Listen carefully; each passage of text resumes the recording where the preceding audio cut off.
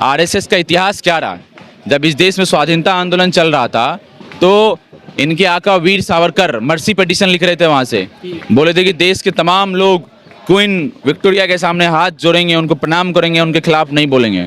जब देश में क्विट इंडिया मूवमेंट चल रहा था तो आरएसएस के गोलवलकर ने बोला कि हमको अंग्रेजों इस देश में क्या कर रहे हैं उससे कोई मतलब नहीं है, हम अपना काम जो है देश सेवा का वो करते रहेंगे। और देश सेवा काम क्या है, एक दो सुबह उठ के करते रहना।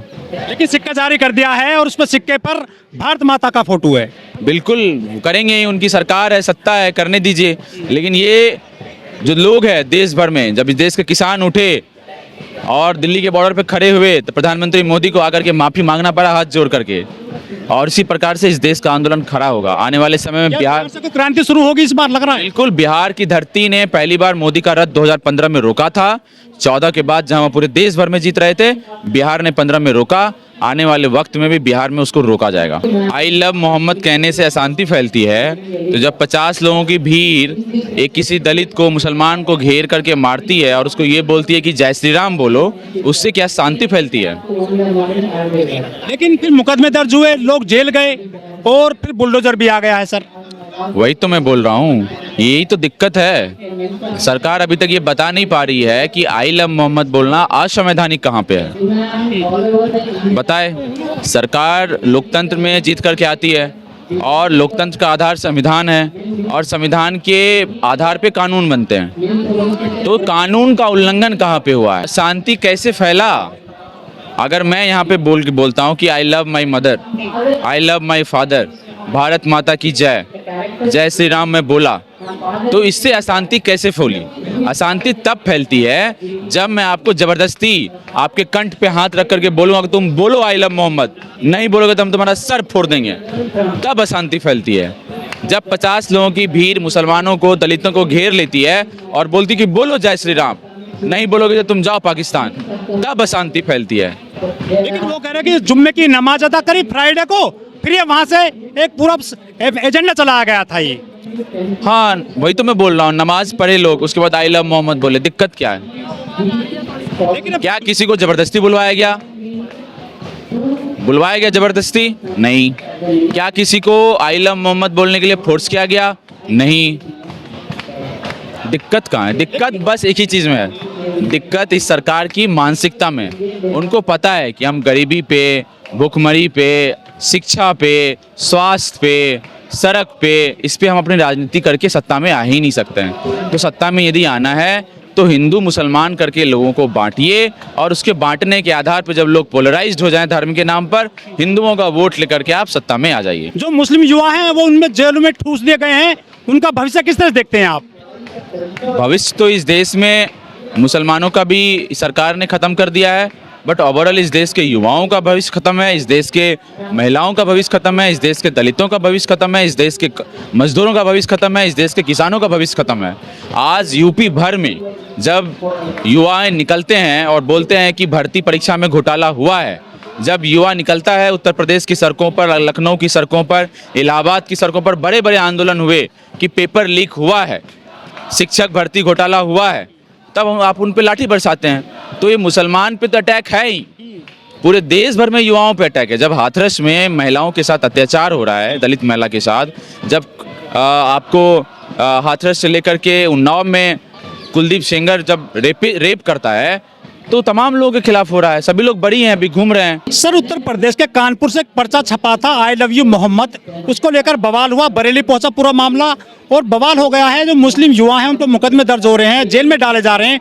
उसके सामने फिर आ गया आई लव यू बुलडोजर। पूरे जो एपिसोड चल रहा है उसको किस तरह देखते हैं आप? नहीं, यही है कि इस देश का संविधान पढ़ेंगे हम लोग, आर्टिकल 25 टू आर्टिकल 28 साफ तौर से ये बोलता है कि यदि आप शांतिपूर्ण तरीके से, धार्मिक आज़ादी है, रिलीजियस फ्रीडम है लोगों को अपने, जिसको भी वो मानते हैं, अपने देवता को, अपने भगवान को पूजने के।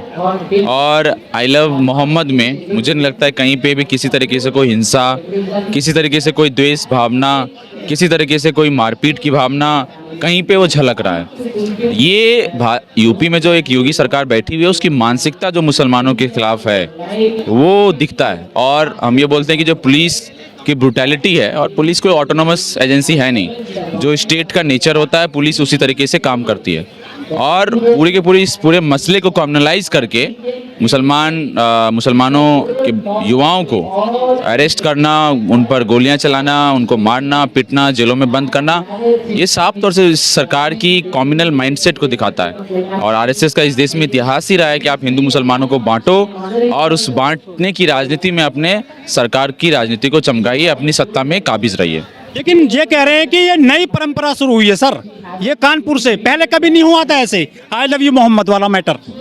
नई हो या पुरानी हो, सवाल ये बनता है कि इसमें असंवैधानिक क्या है। और जो पुलिसकर्मियों ने कार्रवाई करी थी, जो लाठीचार्ज किए थे, उन पे फूल बरसाए गए हैं और वो प्रमोट भी कर दिए गए हैं उत्तर प्रदेश में। ये तो भाजपा का जो पूरा का पूरा उनका ये अलग अलग फ्रैंकस्टाइन ऑर्गेनाइजेशन बना के रखे हैं, बजरंग दल, करनी सेना, हिंदू सेना, आरएसएस, बीजेपी, भाजपा, भाजयुमो, ये तो उनका काम ही है।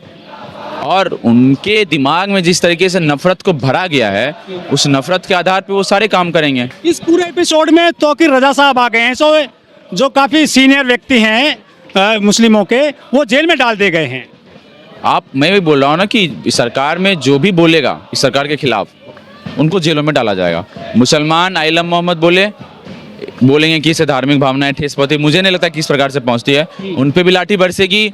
युवा जब सड़क पर निकल के नौकरी मांगेंगे, सरकार के बोलेंगे कि घोटाला हुआ है, उन पर भी लाठी बरसेगी। बस फूल बरसेगा किस पे?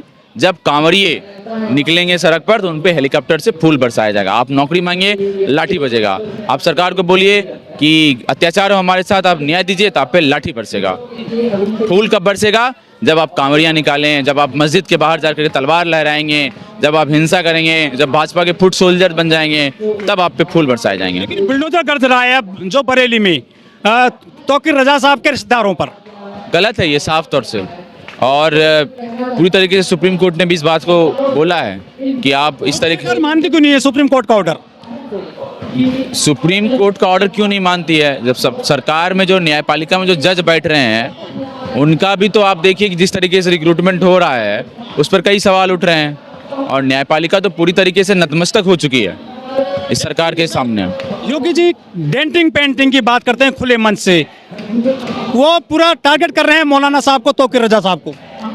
एक देश का मुख्यमंत्री की प्राइमरी जिम्मेदारी ये होती है कि उस देश में आप शिक्षा, स्वास्थ्य, गरीबी, इन पर काम करें। लेकिन योगी जी इस पर काम करने के अलावा सारी चीज़ों पे काम करते हैं। दंगे भड़काने हैं, योगी नंबर 1। कुंभ में इतना बड़ा हादसा हो गया, उसमें चुप्पी करना है, अपना मुंह को बंद करना है, योगी नंबर 1।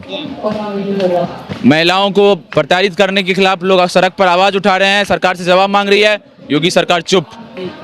लेकिन मुसलमानों की बात हो गई तो योगी सरकार एकदम नंबर 1 आ जाएंगे, हम सबसे मजबूत, हम हैं रक्षक।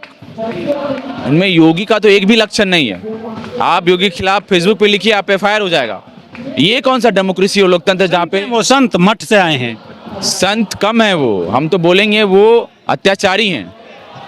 लेकिन सर वोट तो मिला ना उनको उत्तर प्रदेश में। और वही तो मैं बोल रहा हूँ ना, जिस तरीके से भाजपा चुनाव जीत रही है, आप देखिए कि उनको लगा कि बिहार में हम चुनाव हारने वाले हैं, तो SIR लेकर के आ गए। चुन चुन के उन्होंने बोला कि हम इतने लोगों को काटेंगे। वो तो बिहार का आंदोलन इतना मजबूत रहा, सारी विपक्षी पार्टियां सड़क पर उतर करके इतना बड़ा मार्च की, जुलूस किया, प्रदर्शन हुआ, यात्रा हुआ, सुप्रीम कोर्ट में मसला गया, योगेंद्र यादव ने एविडेंस सबमिट किया कि 2 लोगों को आपने काट दिया, मृत घोषित किया, ये 2 लोग आपके सामने खड़े हैं। कौन सा SIR का प्रोसेस है? तो अंतिम में जाकर उनको आधार कार्ड को भी लेना, उसके बावजूद 60-70 लाख लोगों, लगभग 69 लाख लोगों का नाम काटा गया है। तो चुनाव जीत रहे हैं आप, अच्छी बात है, जीतिए, लोकतंत्र है।